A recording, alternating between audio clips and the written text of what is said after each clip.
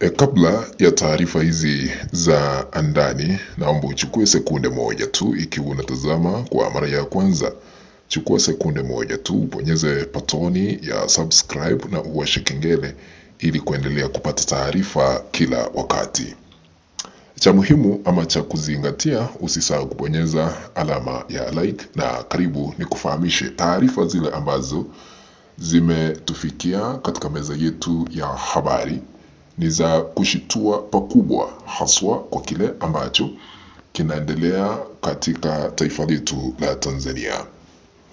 Kiongozi wa Chama cha Maendeleo na Demokrasia nchini Tanzania, Tundu Lissu, yu mahututi anapoendelea kuwekwa gerezani chini ya ulinzi mkali ambao ni wa serikali ya sasa ya Samia Suluhu Hassan. Sasa hivi tunataarifiwa ya kwamba Samia Suluhu Hassan amejificha, hajulikani, hajazungumza chochote kuhusiana na hali ya kiafya, kwa sababu tunafahamishwa ya kwamba hali mbaya ya afya ya Tundu Lissu imesababisha vilio na kutetemesha katika taifa la Tanzania. Sasa habari ndiyo hizi. Tundu Lissu ameamua kuandika barua kwa sababu hali yake ya afya imedhoofika, jambo ambalo limeweza kusababisha Tundu Lissu kuandika barua kwa mahakama ya rufaa kuomba kesi yake ikaweze kuharakishwa ili aende kushughulikiwa na kupokezwa matibabu. Ikumbukwe ya kwamba sasa hivi wakati tunapoenda hewani, Tundu Lissu amepitia mengi. Tundu Lissu aliweza kukamatwa mwezi wa 4 mwaka jana wa 2025 na amekuwa akipitia mengi kwa sababu alishtakiwa na kosa la uhaini, na katika sheria za Tanzania mwaka 1977 yeyote ambaye atapatikana na kosa la uhaini maybe hamna dhamana ila tu ni kifo, jambo ambalo Samia Suluhu Hassan amekuwa akitaka ili Tundu Lissu aweze kunyongwa kulingana na siasa za taifa la Tanzania. Tundu Lissu anapoendelea kukaa gerezani kule Ukonga amepitia mengi kufikia sasa, na hali yake ya kiafya imedhoofika, jambo ambalo amesema ya kwamba ni emergency, anastahili kushughulikiwa kwa sababu hali yake ya kiafya ni mbaya zaidi kulingana na taarifa zile ambazo tuko nazo.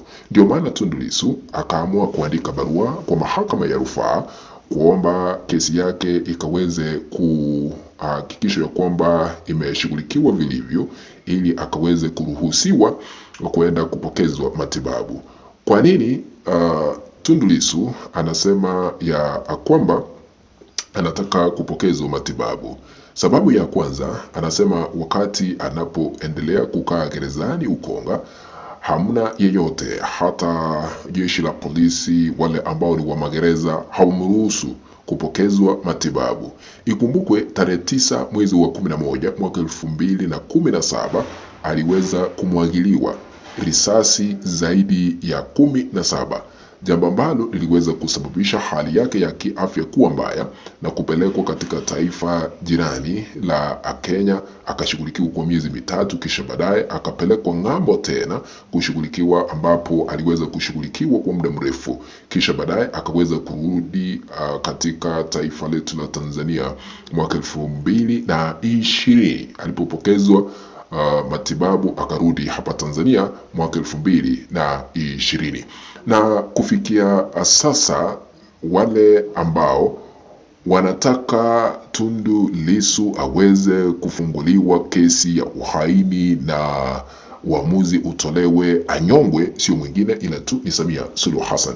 Ndio maana Suluhu Hassan alikuwa anatafuta mbinu ni kivipi anaweza kumzuia Tundu Lissu kuwania kiti cha urais, kwa sababu ilionekana mapema kwamba Tundu Lissu angeshinda kiti cha urais akamwekea uhaini, na ikumbukwe sio kosa lile ambalo alifanya likaweza kusababisha maybe kufungwa kwake, ni vile alianzisha mchakato wa kusema ya kwamba no election no no reforms, no elections in Tanzania. Jambo hilo ndio liliweza kumsukuma gerezani. Hata wakati uchaguzi ulifanyika hapa Tanzania 29 Oktoba mwaka jana, Tundu Lissu hakuwa kwa debe kuwania kiti cha urais.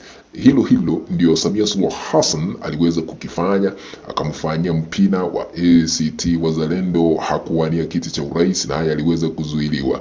Jambo ambalo liweza kusababisha taharuki kutanda nchini Tanzania. Maandamano hapa na pale, tukashuhudia mauaji yakifanyika kiunyama, watu wakichinjwa hapa na pale katika mitaa mbalimbali, Dar es Salaam, Dodoma, hapa Mbeya penye tupo sasa hivi na mitaa mingine. Lakini serikali ya Samia Suluhu Hassan imeficha ukweli halisi wa mambo. Hamna yeyote ambaye ametangaza hadharani kwamba idadi ya wale ambao waliangamia ni wangapi. Samia Suluhu Hassan akona siri nyingi, kwa sababu kuna ripoti ambayo iliweza kuwasilishwa kwake kuhusiana na mauaji, kwa sababu kuna tume aliweza kuiteua ikaweze kufanya uchunguzi.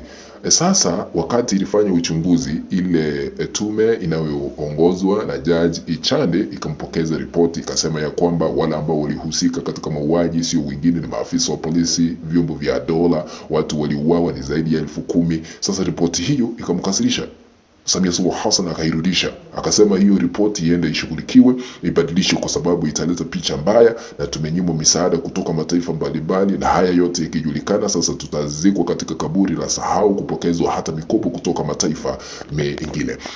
Na vile tunaona uongozi wa sasa wa Samia Suluhu Hassan kuna taharuki hapa na pale, na tumeona akipambana na hata wale ambao ni maaskofu wa dini ya kanisa la Kikatoliki, akitoa mashambulizi hapa na pale.